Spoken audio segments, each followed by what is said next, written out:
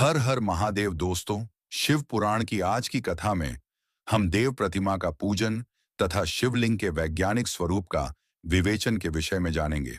तो दोस्तों, श्रद्धा पूर्वक महादेव जी का नाम लेकर हमारे चैनल को सब्सक्राइब अवश्य करें।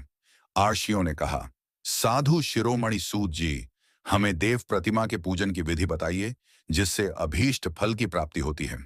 सूत जी बोले, हे महर्षियों, मिट्टी से बनाई हुई प्रतिमा का पूजन करने से पुरुष स्त्री सभी के मनोरथ सफल हो जाते हैं।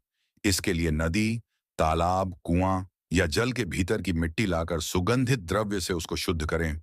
उसके बाद दूध डालकर अपने हाथ से सुंदर मूर्ति बनाएं। पद्मासन द्वारा प्रतिमा का आदर सहित पूजन करें। गणेश, सूर्य, विष्णु, शिव, पार्वती की मूर्ति और शिवलिंग का सदैव पूजन करें। संपूर्ण मनोरथों की सिद्धि के लिए 16 उपचारों द्वारा पूजन करें। किसी मनुष्य द्वारा स्थापित शिवलिंग पर 1 सेर नैवेद्य से पूजन करें। देवताओं द्वारा स्थापित शिवलिंग को 3 सेर नैवेद्य अर्पित करें तथा स्वयं प्रकट हुए शिवलिंग का पूजन 5 सेर नैवेद्य से करें। इससे अभीष्ट फल की प्राप्ति होती है। इस प्रकार सहस्र बार पूजन करने से सत्यलोक की प्राप्ति होती है। 12 अंगुल चौड़ा और 25 अंगुल लंबा यह लिंग का प्रमाण है और 15 अंगुल ऊंचा लोहे या लकड़ी के बनाए हुए पत्र का नाम शिव है।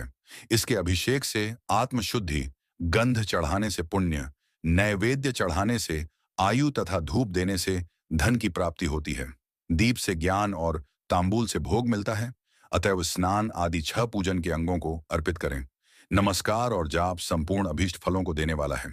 भोग और मोक्ष की इच्छा रखने वाले लोगों को पूजा के अंत में सदा जाप और नमस्कार करना चाहिए।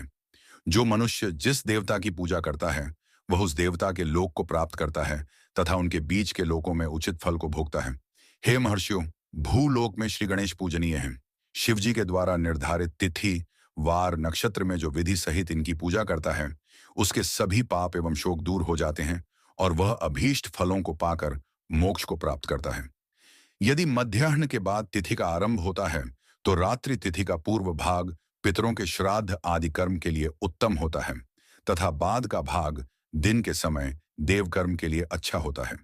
वेदों में पूजा शब्द को ठीक प्रकार से परिभाषित नहीं किया गया है। पू का अर्थ है भोग और फल की सिद्ध। जिस कर्म से संपन्न होती है उसका नाम पूजा है। मनोवांछित वस्तु तथा ज्ञान अभीष्ट वस्तुएं हैं। लोक और वेद में पूजा शब्द का अर्थ विख्यात है। नित्य कर्म भविष्य में फल देने वाले होते हैं। लगातार पूजन करने से शुभ कामनाओं की पूर्ति होती है तथा पापों का क्षय होता है। इसी प्रकार श्री विष्णु भगवान तथा अन्य देवताओं की पूजा उन देवताओं के वार, तिथि, नक्षत्र को ध्यान में रखते हुए तथा 16 उपचारों से पूजन एवं भजन करने से अभीष्ट फल की प्राप्ति होती है। शिव जी सभी मनोरथों को पूर्ण करने वाले हैं। महाआर्द्रा नक्षत्र अर्थात माघ कृष्णा चतुर्दशी को शिव जी का पूजन करने से आयु की वृद्धि होती है। ऐसे ही और भी नक्षत्रों, महीनों तथा वारों में शिव जी की पूजा व भोजन, भोग और मोक्ष देने वाला है। कार्तिक मास में देवताओं का भजन विशेष फलदायक होता है। विद्वानों के लिए यह उचित है कि इस महीने में सब देवताओं का भजन करें। संयम व नियम से जाप, तप, हवन और दान करें, क्योंकि कार्तिक मास में देवताओं का भजन सभी दुखों को दूर करने वाला है। कार्तिक मास में रविवार के दिन जो सूर्य की पूजा करता है और तेल व कपास का दान करता है उसका कुष्ठ रोग भी दूर हो जाता है। जो अपने तन मन को जीवन पर्यंत शिव को अर्पित कर देता है उसे शिव जी मोक्ष प्रदान करते हैं। योनि और लिंग, इन दोनों स्वरूपों के शिव स्वरूप में समाविष्ट होने के कारण वे जगत के जन्म निरूपण हैं और इसी नाते से जन्म की निवृत्ति के लिए शिव जी की पूजा का अलग विधान है।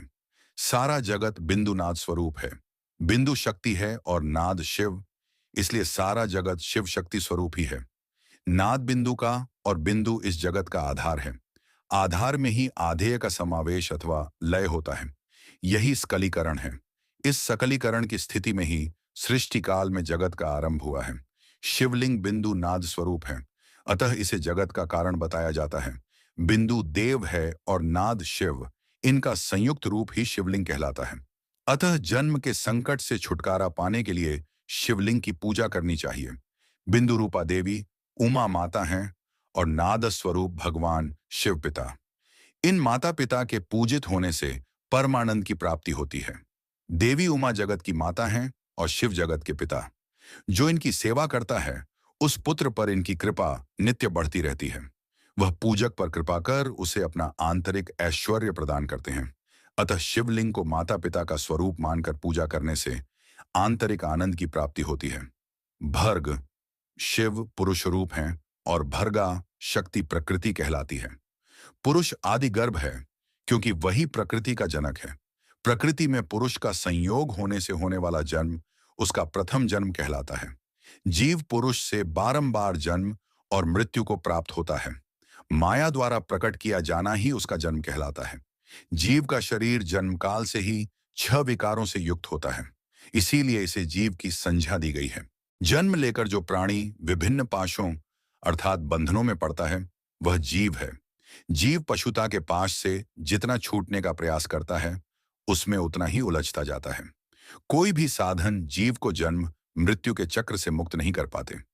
शिव के अनुग्रह से ही महामाया का प्रसाद जीव को प्राप्त होता है और मुक्ति मार्ग पर अग्रसर होता है। जन्म मृत्यु के बंधन से मुक्त होने के लिए श्रद्धा पूर्वक शिवलिंग का पूजन करना चाहिए।